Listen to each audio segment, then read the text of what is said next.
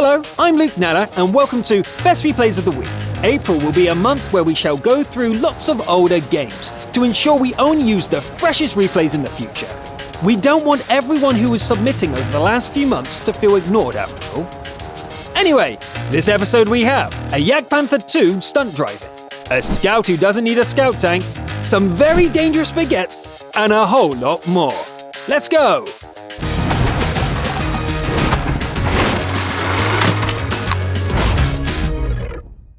We will start with an unbreachable wall of steel in this replay from the American region, as Ty Moody 390 takes the T110E5 into battle on fiery Salient. The American heavy tank is a balanced design, rather than a heavy pile of armored steel. Parts of the front are well protected, however, and Ty is pretty safe as long as the enemies can be faced head-on. The Bulldog doesn't want to play along, but Ty outdrives the light tank, even using it as cover from the others. Even so, the steel wall is a little dented now. Then again, the west flank is now clear. Ty crosses over to the east and fights the remaining enemies at the railway crossing. The opponents fall with no losses to the steel wall's allies. It's a victory!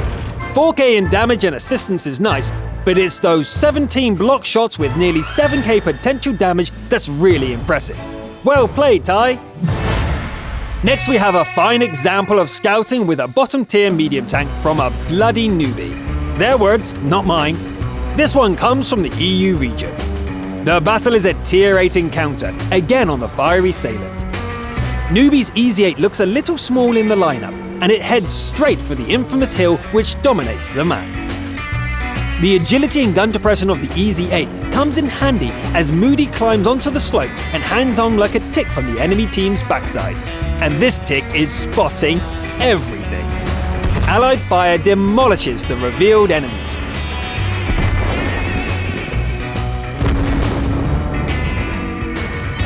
When the hill is clear, Newbie is free to harass the enemies below, keeping them away from the capture zone.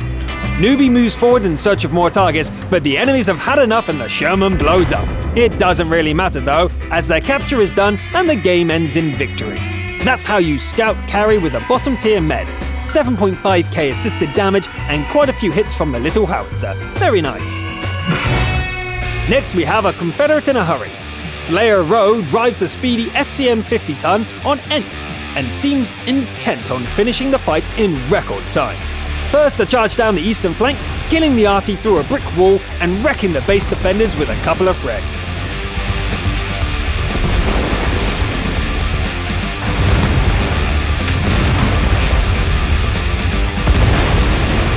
Slayer softens up an IS-3 for the Allies and throws a shell at the remaining pair of enemies.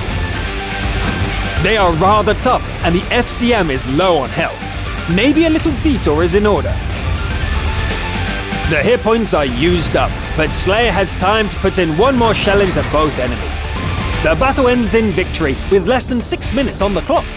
A nice aggressive Confederate. It's easy to see who the hero of the match was. Well played! Moving on from one French tank to another. This episode's Top Gun features the Baguette of Death, the AMX CDC, driven by Cobra 6. Cobra lands in a Tier 9 battle on Redshift. The early part of the match consists of cautious long-range combat, as you would expect with a thin-skinned CDC. Cobra picks up a couple of kills and deals a fair bit of damage, but the allied team is melting away. Before long, the crispy French medium is all alone, facing 5 enemies. Not only that, but the tank is well below half health, and 2 of those enemies are Tier 9. It's time to unleash that Top Gun fury! The IS-6 is taken out quickly, but the T-30 spots our hero and fires from ambush. Luckily, the enemy's aim is a little off, and Cobra finishes it off with a sniper shot at 400 meters. And then there were 3. The T-37 spots for the artillery, but the shell doesn't connect. The scout itself dies without firing a shot, and an ambush by the T-44 fails. This would have been an even fight if the enemy didn't have artillery support. Cobra wins the duel with 3 hits to 1. And the enemies are down to the single high-tier SPG. There you are, the arty takes some killing, but once the shotgun attempt fails, the outcome is certain. Victory with the Kalabanovs! Nice 5-on-1 finish there, showcasing the endgame power of the CDC. Enjoy your prize. This episode's sniper hunts with somewhat unusual gear. Most tend to go for high-precision weapons, but Ryle21 prefers the short-barreled grenade launcher of the T49. Let's see how it works out. The first shots show the devastating effect this weapon has on lightly armored opponents, and it doesn't look like Ryle has any trouble with hitting the small targets. No time is spent sitting in a bush either. The T49 darts in and out of position, and even fighting in close quarters. When artillery zones in, however, it's time to run. The enemy team is in the lead, but the sniper is just getting warmed up. The T49 roams where it wants to, landing every shell. The only missed shot of the match is this one, but that mistake is easy to fix. The shots fired at the second SPG have to be seen to be believed.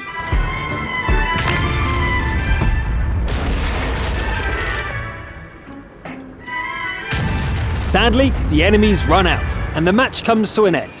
Great shooting, Ryle. The force must be strong with you.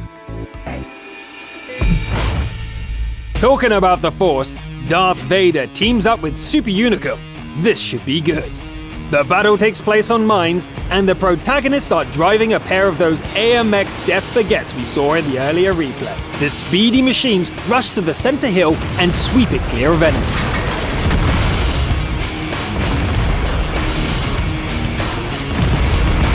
This gives them a great opportunity to pour fire on the enemies guarding their base.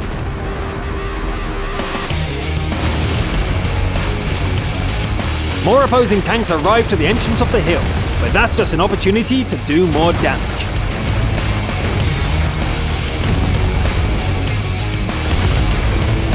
When the dust settles, the dynamic duo are up 4 kills each. The rest is almost a cleanup operation. Vader and Unicum split up the remaining targets, and when the last enemy is finished off with a ram, they end the battle with 6 kills each. Beautiful teamwork there, and making good use of the CDC's mobility. Congratulations! Crucial contributions come in many forms, but they all boil down to maximum effort. Detrimental and the Jagdpanther II give it their all in the following battle for the Abbey. The first clash happens on the western flank. First, that classic TD ambush, followed by fighting over the high ground. When the Allied position is overrun, Detrimental balances the big TD on the edge of the cliff and fights on like a cornered animal. The Scorpion has a deadly advantage, but Detrimental finds a way to survive and to fight back. Impressive! A short drive under the water and the Jagdpanther is back in the fight. Detrimental drives up to the Abbey, dodging enemy shells, and the last ally dies in the home base. The game is 1 against 6. What follows is an amazing killing spree, taking out 3 opponents with 4 shells and knocking the stuffing out of the Oni. It goes for a capture, and 1 more shell puts it down for good. That leaves 2, and the Jagdpanther goes on the hunt. The KV is found, and Detrimental blows it up without stopping to aim. That's 7 kills with 1 more to go. The Jagdpanther makes best speed to the capture circle, but it's 3 seconds too late. There's just one way to win this now. Detrimental drives to the middle of the map and finds the rival TD at full health and 20 seconds left on the clock. The shot connects, the return shot is dodged, and the time runs out. Damn. Sometimes even a heroic effort isn't enough. Still, this was definitely a crucial contribution. Well played. Good effort. The last replay of this catch-up episode features today's defender, Hildebrand, who drives the Speerpanzer SP-1C at the swamp. A Tier 8 battle is excellent news for this hard-hitting light tank, and Hilda spends the first half of the battle dishing out damage with the autoloader. When a capture warning goes off, the Speerpanzer races for the home base, but an ally is already there to deal with the problem. back to the enemy base. It's too late to save the ally, but revenge is the next best thing. A lucky engine fire kills the IS-3 just in time. Another capture, and the same ally comes through with a reset shot once again. It's the last thing they'll do in this match, however, and Hilda is left alone against a full-health top-tier heavy, as well as an ISU.